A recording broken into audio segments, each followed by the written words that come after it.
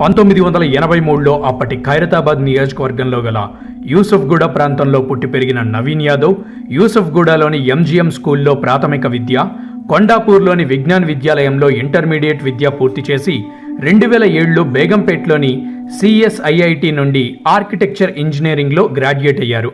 ఇక 2009లో వారి తండ్రి గారైన చిన్న శ్రీశైలం యాదవ్ గారి సేవా స్ఫూర్తితో నవయువ నిర్మాణ్ అనే స్వచ్ఛంద సేవా సంస్థను ఏర్పాటు చేశారు. ఈ సేవా సంస్థ ద్వారా యువతకు విద్యలోనూ, క్రీడలలోనూ, ఉద్యోగ పోటీ పరీక్షల శిక్షణలోనూ అన్ని రకాలుగా ప్రోత్సాహం అందిస్తూ ఆర్థికంగా అండగా నిలిచారు. ఎన్నో ధార్మిక కార్యాలు, దాన ధర్మాలు, పలు సేవా కార్యక్రమాలు నిర్వహించి వారి దాతృత్వాన్ని చాటుకున్నారు. ముఖ్యంగా ప్రభుత్వ ఉద్యోగ పోటీ పరీక్షలకు సిద్ధమవుతున్న 500 మంది యువతకు ఉచిత కోచింగ్ ఇప్పించారు. అందులో 43 మంది టీచర్లుగాను, కొంతమంది పోలీస్ కానిస్టేబుల్ గాను, మరికొందరు ఇతర ప్రభుత్వ ఉద్యోగాలు సంపాదించారు. ఈ రోజు ఎందరో యువతీ యువకుల కలలు సాకారమయ్యాయంటే అందుకు కారణం నవీన్ యాదవ్, ఆయన స్థాపించిన నవయువ నిర్మాణ్ స్వచ్ఛంద సేవా సంస్థ. ఇక ఇటీవల అతిపెద్ద సామూహిక సీమంతాల కార్యక్రమం నిర్వహించినందుకు గాను India book of records, Telugu book of records, wonders book of records లో స్థానం సంపాదించడం ఎంతో గొప్ప విషయం. ఏళ్లు గడిచే కొద్దీ సేవా కార్యక్రమాలు పెరుగుతూనే ఉన్నాయి, సహాయాలు అందుతూనే ఉన్నాయి. మనసున్న మహారాజుగా నవీన్ యాదవ్ అనే పేరు ఇప్పటికీ జూబ్లీ హిల్స్ లో వినిపిస్తూనే ఉంది.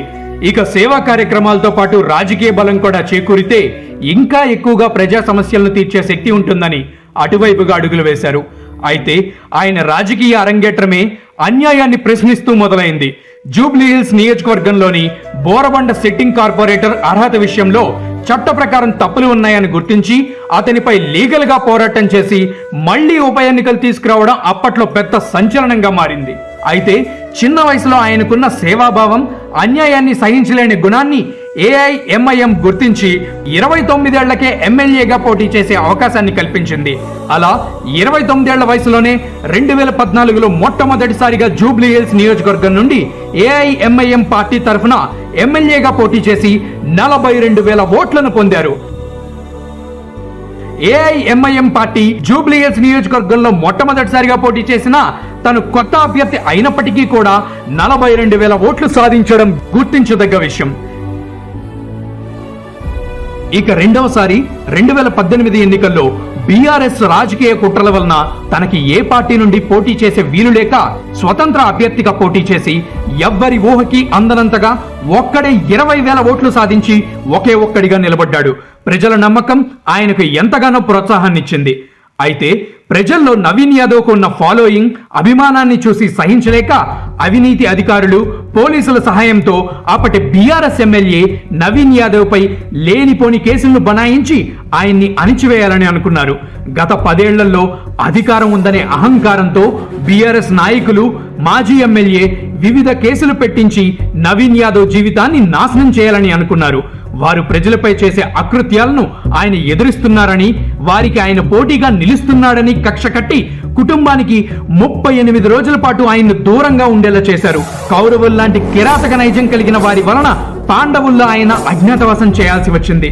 కానీ ధర్మో రక్షితే రక్షితః అంటారు కదా, ధర్మంగా ఉన్న ఆయనకు ఆ ధర్మమే అండగా నిలిచింది.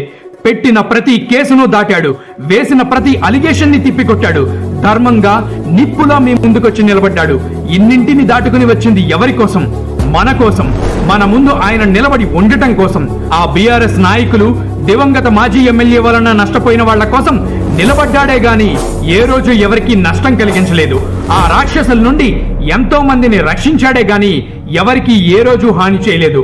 వాళ్ళు పేదవారిని, వారికి ఎదురు తిరిగి మాట్లాడిన వారిని, వారిని ప్రశ్నించిన వారిని ఎంత ఇబ్బంది పెట్టారో ఈ జూబ్లీ హిల్స్ ప్రాంతవాసులందరికీ బాగా తెలుసు.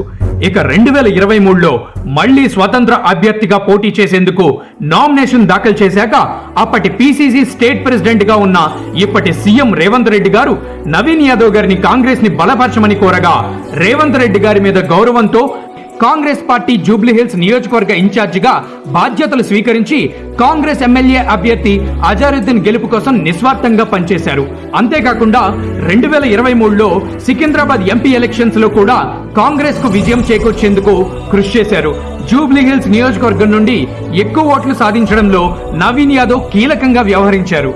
ఇక 2023 శాసనసభ ఎన్నికల్లో గెలిచిన బీఆర్ఎస్ ఎమ్మెల్యే ఎన్నికల అఫిడవిట్ లో వ్యక్తిగత ఫ్యాక్ట్స్ ని సప్రెస్ చేశారని, చట్ట ప్రకారం అతని గెలుపును రద్దు చేయాలని నవీన్ యాదవ్ గారు కేసు వేసి న్యాయం కోసం పోరాడారు. ఆ కేసుకు పాజిటివ్ రెస్పాన్స్ రావడం, సుప్రీంకోర్టు కూడా ఏప్రిల్ 23న కేసును తేల్చివేయాలని పేర్కొన్న నేపథ్యంలో దివంగత బీఆర్ఎస్ ఎమ్మెల్యే అకాల మరణంతో కాలం చేశారు. ఒకవేళ ఆయన ఉన్నప్పటికీ ఉప ఎన్నికలు ఖచ్చితంగా జరిగి ఉండడంలో అతిశయోక్తి లేదు. ప్రజాస్వామ్యాన్ని సమర్థవంతంగా నడిపే నాయకుడికి రాజ్యాంగ జ్ఞానం, దాని మీద గౌరవం ఉండి తీరాలని నిరూపించిన వ్యక్తి నవీన్ యాదవ్. ఆ విధంగా నవీన్ యాదవ్ గారు ఎప్పుడూ చట్ట నిబద్ధతతో న్యాయం వైపు నిలబడేవారు, అన్యాయాన్ని ఎదిరించేవారు. ఇక దైవ నిర్ణయంగా నేడు 2025లో జూబ్లీ హిల్స్ లో మళ్లీ ఉప ఎన్నికలు చోటు చేసుకున్న నేపథ్యంలో ఆయనకు జనాల్లో ఉన్న అభిమానం చూసి సేవ చేయాలనే ఆయన దృక్పథాన్ని గౌరవించి యువతకు ప్రాధాన్యత ఇవ్వాలనే ఉద్దేశంతో సీఎం రేవంత్ రెడ్డి గారు ఈ ఉప ఎన్నికల్లో నవీన్ యాదవ్ గారిని జూబ్లీ హిల్స్ ఎమ్మెల్యే అభ్యర్థిగా ప్రకటించారు. మత సామరస్యం ఆయన యొక్క అభిమతం.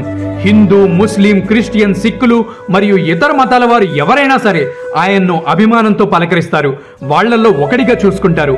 అందుకే ఆయన అందరూ మెచ్చిన సెక్యులర్ లీడర్ అయ్యారు. చిన్న పెద్ద తేడా లేదు, తెలిసిన వారా తెలియని వారా అనే భేదం లేదు. అన్నా ఫలానా సమస్య ఉందని అంటే వారి వైపు న్యాయం ఉందని తెలిస్తే సమస్య లేదు. ఎంతటి సమస్య అయినా ధర్మస్థాపన చేసేందుకు ఎంత దూరమైనా వెళ్తాడు. భూ కబ్జాలకు, ప్రతిపక్ష పార్టీ వేధింపులకు బలైన పలువురి సమస్యలను తన సమస్యలుగా భావించి వారికి పరిష్కారం చూపే వరకు వాళ్లకు అండగా నిలబడిన సంఘటనలు ఎన్నో ఉన్నాయి. సమస్య అంటూ ఉంటే ఆయన వస్తాడు. ఆయన వచ్చాక అక్కడ ఆ సమస్యని ఉండనివ్వడని జూబ్లీ హిల్స్ లో ప్రతి ఒక్కరికి తెలుసు. ఇది నిజం, ఇదే ఆయన నైజం. ఇది ఎమ్మెల్యే అయ్యేందుకు నవీన్ యాదవ్ కు దక్కిన అవకాశం కాదు, ఆయన్ను ఎమ్మెల్యేగా గెలిపించుకొని మన జూబ్లీ హిల్స్ ను అభివృద్ధి పరచుకోవడానికి మనకు దక్కిన అవకాశం. ఆయన గెలుపు మనకి అవసరం, మన జూబ్లీ హిల్స్ ప్రగతికి ఆస్కారం. జై కాంగ్రెస్, జై రేవంత్ అన్న, జై నవీన్ అన్న.